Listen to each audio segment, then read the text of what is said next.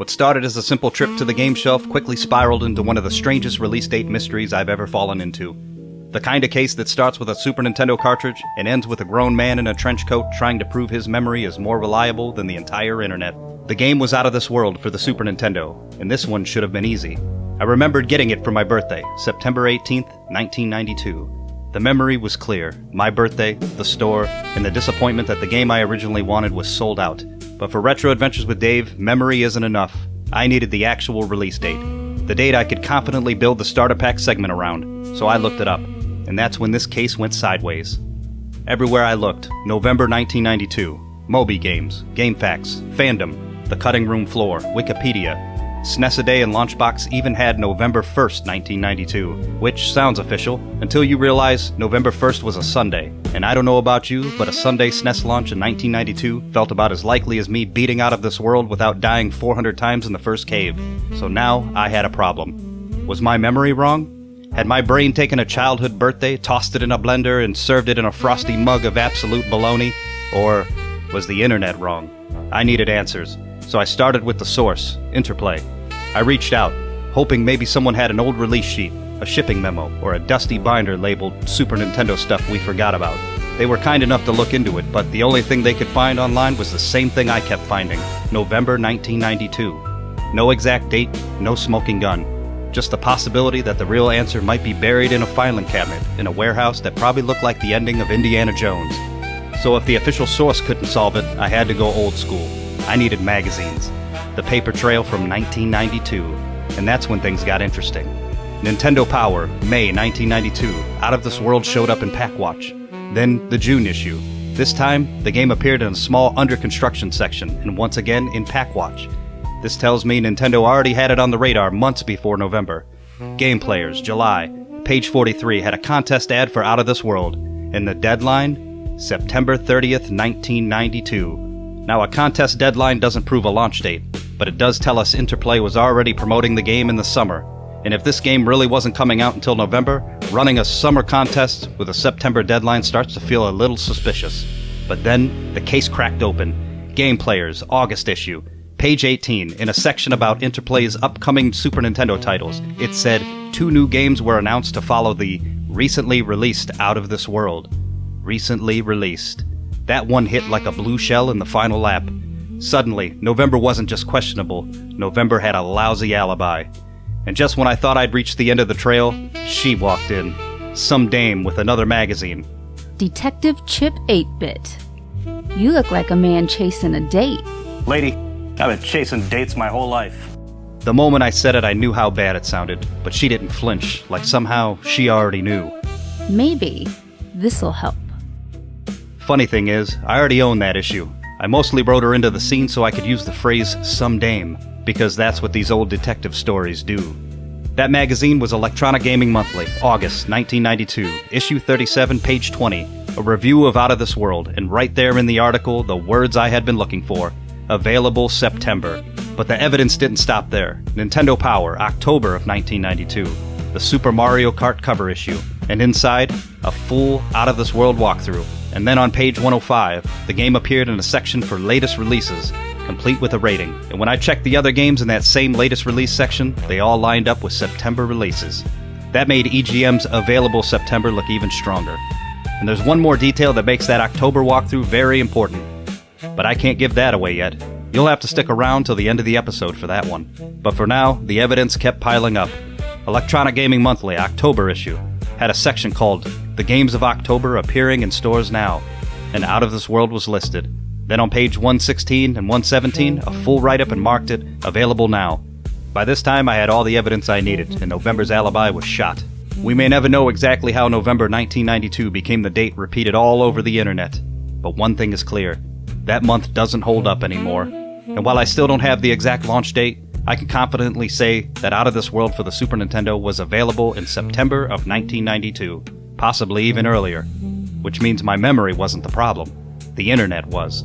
So for this episode, until an Interplay employee grabs a torch, cracks open that warehouse, and digs through the sacred filing cabinets of destiny, I'm using my birthday, September 18th, 1992. Not as the official launch day, but as the day this game entered my world. Or maybe I entered its.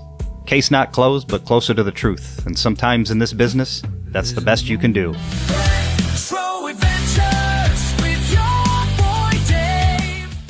Out of This World began with one man, one machine, and one very strange idea. Before North American players knew it as Out of This World, the game was known as Another World, created by French designer Éric Chahi and first released in Europe for the Amiga in 1991. And this wasn't some massive development team. This was Chahi alone, crafting something that felt completely different from anything else on the market, with Jean-Francois Freitas stepping in to handle the soundtrack. The game opens with scientist Lester Knight Chaikin working late in his lab during a storm. Lightning strikes, the experiment goes sideways, and suddenly, Lester is transported to a hostile alien world where the local welcome committee appears to be mostly teeth, claws, lasers, and immediate death. But what made Another World so different was the way it told that story. There was no score counter, life bar, or hints popping up to help. The game just drops you in and expects you to figure it out. And visually, it was something else. Chahi used polygon-style animation and rotoscoping to give the characters this smooth, cinematic movement. The whole game looked like an animated sci-fi movie, but stripped down to the essentials. It felt cold, lonely, and incredibly atmospheric, and that's what made it stick. It was like stumbling across a strange science fiction movie on late-night cable, and somehow, you were the one controlling it. After the Amiga version, the game made its way to other computers like Atari ST, DOS, and Macintosh. The DOS version even added an extra section to help strengthen the relationship between Lester and the alien prisoner who becomes his ally. And that friendship is a big part of why the game works. You don't get some long dramatic speech about loyalty and trust. You just survive together. You help him, he helps you, and over time, this strange creature becomes the only thing on that entire hostile planet that isn't trying to kill you. And then came the home console versions, including the Super Nintendo and Sega Genesis. And this is where things get interesting. The console versions weren't just straight copies. According to Chahi, Interplay wanted console players to feel like they were getting more value for their money, so it turned up the difficulty. Extra enemies appeared in certain areas, and new hazards like deadly steam jets in the ventilation maze made an already unforgiving game even tougher. The music created its own behind-the-scenes conflict. Interplay wanted to add new music throughout the game and even replace the original opening theme. Chahi pushed back, arguing that Freitas' music was carefully matched to the mood and timing of the introduction. Interplay ultimately added music throughout the console versions, but after Chahi refused to back down, Freitas' opening theme remained intact. And then there was Nintendo. Anything that could resemble blood had to be removed or altered. Red effects were changed, creature slime was recolored, and near the end of the game, a group of naked aliens briefly appears in a bathhouse. Nintendo's concern wasn't the entire scene, it was apparently that the butt cracks were 3 pixels too long, so 3 offending pixels were removed. The Sega Genesis version followed a similar console path, and then the Sega CD version took things even further by including the original game, along with the sequel called Heart of the Alien. The sequel let players see more of the story from the alien side, but Chahi later made it clear that the final result really wasn't what he had pictured. So depending on which version you played, Out of This World could be a little different, but the core experience was always the same. You were alone, confused, constantly dying, and slowly realizing this wasn't just another action game. It felt like you had been dropped into a playable science fiction film with absolutely no idea what was coming next. And that brings us to September of 1992, when this game entered my world. And that means it's time for the Retro Adventures with Dave starter pack. 4 pieces of pop culture evidence from the week this game transported me to another world. First up, the music. Released on September 29th, 1992, was Stone Temple Pilots' debut album, Core. And this album hit hard. I still remember seeing the video for Sex Type Thing on MTV for the first time. The sound was heavier, darker, different, and you could just feel that something new had entered the room. With other hit songs like Wicked Garden, Creep, and Plush, this CD lived in my player. This was one of those albums where you didn't just listen to one song and move on. You put the disc in and let it ride. Core became a massive success, eventually going multi-platinum and becoming Stone Temple Pilots' biggest selling album. And for me, it was one of those records that perfectly matched the early 90s shift. Rock music was changing fast. Everything felt heavier, moodier, and a little more dangerous. Next up, the movie. Released on VHS in September of '92 was Ernest Scared Stupid. And for a window of time in the late 80s, early 90s, Ernest P. Worrell was everywhere. Played by Jim Varney, Ernest started as an advertising character before becoming a full-blown pop culture fixture. You'd see him in commercials, then movies, then more movies. Then kids like me quoting him like he was some kind of rubber-faced philosopher. You know what I mean, Vern? By the time Ernest Scared Stupid hit home video, the character had already jumped from regional commercials into feature film, and this one leaned hard into Halloween territory. You had Ernest, Trolls, Kids in Danger, Eartha Kitt, Milk as a Weapon, and a villain that was way creepier than it had any right to be in a family comedy. This movie sits in that weird sweet spot where it's goofy, ridiculous, and clearly made for kids, but also just scary enough that if you watched it at the wrong age, you remembered it forever. And Ernest was perfect for that kind of movie, because Jim Varney could go from total cartoon chaos to weirdly lovable in about 2 seconds. That was the magic of Ernest. He was ridiculous, but he had heart. Next up, the snack. Normally, this is where I talk about the launch of a new snack or drink, but this time we're switching it up. Because in September of 1992, we said goodbye to a childhood legend, the original McDonald's fried apple pie. That crispy, rectangular pocket of joy was replaced by the baked version as McDonald's moved towards a healthier dessert option. Which is funny because out of the entire McDonald's menu, apparently the apple pie was where America needed to get serious. Not the burgers, the fries, or the milkshakes. Nope, the apple pie had gone too far. But if you remember the fried version, you remember how good it was. Golden, crispy, flaky, filled with apple, and served at a temperature normally reserved for welding equipment. You couldn't just bite into one of these things like a normal human being. That was rookie behavior. The real ones knew the move. You had to nibble off a corner, maybe another corner, then let that rectangle of fire breathe for a minute unless you wanted the inside of your mouth destroyed. Some sources even list the switch as happening on my birthday, September 18th. And if that's true, let me just say, that is not the birthday gift I asked for. And depending on when this episode goes out, reports say the fried apple pie might be making a temporary comeback. So there's a chance that by the time you're watching this, you might be able to experience Satan's Hot Pocket for yourself. Just remember, small corner first. Finally, the craze of the moment. In September of 1992, MTV was airing the second season of Liquid Television, an experimental animation showcase that gave unusual shorts and independent-style cartoons a place to be seen. And on September 22nd, one short introduced 2 characters that would eventually become one of the biggest animated crazes of the decade, Beavis and Butthead. The short was called Frog Baseball, created by Mike Judge, and it was the first time audiences got a look at these 2 teenage idiots who laughed at everything, understood almost nothing, and somehow became cultural icons. This wasn't the full Beavis and Butthead show yet. That would come later after MTV saw enough potential to order a full series. But Frog Baseball was the spark. And once the show launched in 1993, Beavis and Butthead became one of those things that was just everywhere. They were on MTV, they were on shirts, they had video games, albums, a movie, and eventually became a part of the language of the 90s. Even if you weren't allowed to watch them, you knew who they were. Actually, that might have made kids want to watch them even more. And now it's time for my personal story. At the start of this episode, I said that the October 1992 issue of Nintendo Power gave us a major clue that Out of This World was already available before November. And part of the reason I know this is because of what happened on my birthday. September 18th, 1992. My dad took me to Toys R Us to get Super Mario Kart for the Super Nintendo. And if you were a kid back then, buying a game at Toys R Us was an experience. You didn't just grab the game off the shelf like today.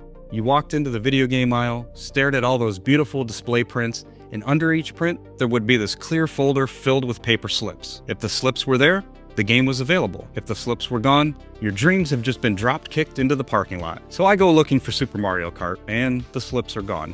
Sold out. So now, a normal person might have waited, but I was 12. It was my birthday, and patience was not exactly my strongest stat. So I started looking for something else, and nothing was really grabbing me until I saw this game called Out of This World. The box looked mysterious, the screenshots looked incredible, and right there on the front was a big yellow call-out that said, highest rated game ever. That was all I needed. I pulled the slip and took it up to that video game Fort Knox near the front of the store, and they handed me the game. At that moment, I thought I had made a genius-level birthday decision. Then I got home, and pretty quickly, I realized that label should have said, hardest game ever. There was no tutorial or hints, no glowing arrow saying, hey Dave, go this way. You just died. A lot. And I got stuck early, and I started to get the feeling I had just wasted my birthday money. Then I remembered something I had seen advertised in Nintendo Power, the Nintendo Power line. If you were stuck in a game, you could call Nintendo and get help from an actual person. So I picked up the phone and called. Now as a kid, I had no real understanding of long-distance charges. To me, the phone was magic. You just dialed a number, a game wizard answered, and suddenly, you know how to get past the part you were stuck on. And the counselor helped me. But here's the problem.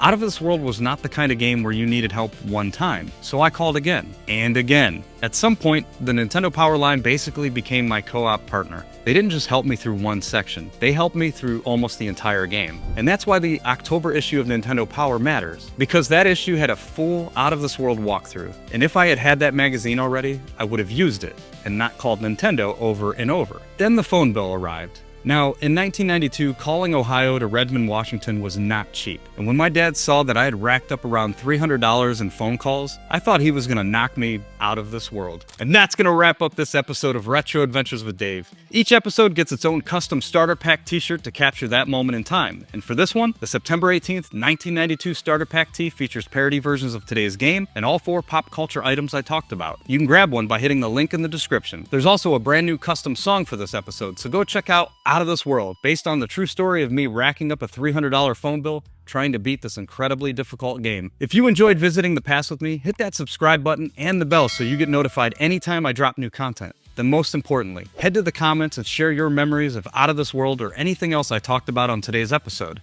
Thanks for watching, everyone, and I'll see you in the next Retro Adventures. Retro Adventures with your boy Dave.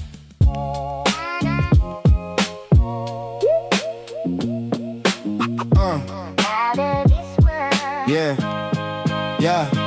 On my 12th birthday, I had a mission. Toys R Us doors, that neon ambition. I wanted Super Mario Kart in my hands, but the shelf was bare. Yeah, that's how it stands. Clerk said, try this one, it's the big surprise. Highest rated game ever, right there on the side. I took that box like a gift from the skies. Didn't know that dream came with battle cries. Booted it up, man, I thought I was ready. Screen got weird and my heart beat heavy.